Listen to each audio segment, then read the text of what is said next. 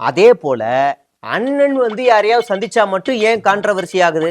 அதுவும் குறிப்பா பூக்கட்சி ஆதரவாளர்கள், பூக்கட்சியை சேர்ந்தவங்க மட்டும் ஏன் கான்ட்ரவர்சி ஆகுது அப்படின்ற ஒரு கேள்வி எல்லார்ட்டையுமே இருக்கு. ஏன் இதே பூக்கட்சியில இருக்கிற முக்கியமான அமைச்சர்களை சூரியன் கட்சியோ இல்லை இலை கட்சியில இருக்கக்கூடிய நிறைய பேர் போய் சந்திக்கிறாங்க, அவங்களுக்குலாம் அந்த கான்ட்ரவர்சி வரமாட்டேங்குது. இலை கட்சியில இருக்கக்கூடிய முன்னாள் மாதிரிகள்லாம் போய் சந்திக்கிறாங்களே, அவங்க மேலாம் ஏன் அந்த கான்ட்ரவர்சி வரமாட்டேங்குதுன்னு அந்த எல்லா இந்த அண்ணன் கேட்கிறாரு.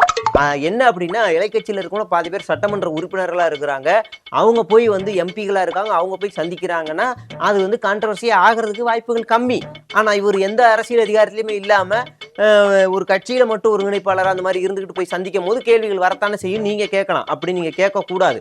அது மரியாதை நிமித்தமாக சந்திக்கக்கூடிய ஒரு காட்சிகள்.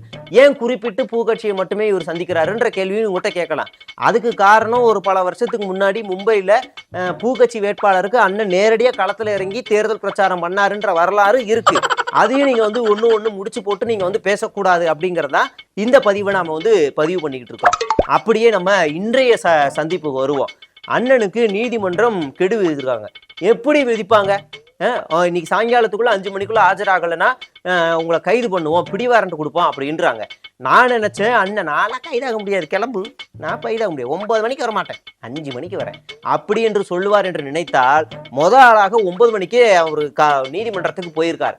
அப்படி போன அந்த அண்ணனை நீதிபதிகள் அசிங்கப்படுத்தி வெளியே அனுப்பியிருக்கிறார்கள். எப்படி? உங்களை நாங்க வர சொன்னோமா, நாங்க வர சொன்னாம ஏங்க உள்ள வரீங்க, நீங்க வெளியில போங்கன்னு என்று அசிங்கப்படுத்தி இருக்கிறார்கள். அப்போ அண்ணனுக்கு எவ்வளவு கஷ்டங்கள் இருந்திருக்கும் சொல்லுங்க. பிடிவாரண்ட் ஆயிடக்கூடாதுன்ற ஒரு உள்நோக்க ஒரு காரணத்துக்காக வந்தவரை நீங்க அசிங்கப்படுத்தி வெளியே அனுப்பியிருக்கீங்க. இப்போ மறுபடியும் 29ஆம் தேதி வாங்கன்னு சொல்றாங்க. எவ்வளவு போயிட்டு வர முடியும்? இப்ப போயிட்டு வர பெட்ரோல் செலவுலாம் எந்த தம்பியோட மண்டையில கழுவுறதுன்னு தெரியாது. அந்த அளவுக்கு இந்த ஒடுக்குமுறைகள் அண்ணனை சுத்தி நடந்து கொண்டிருக்கின்றது. எங்கள் மீது நடக்கக்கூடிய அடுத்த எல்லா ஒடுக்குமுறைகளையும் தொகுத்து அடுத்த காணொளி உங்களை சந்திக்கிறேன். End BGM. நன்றி, வணக்கம்.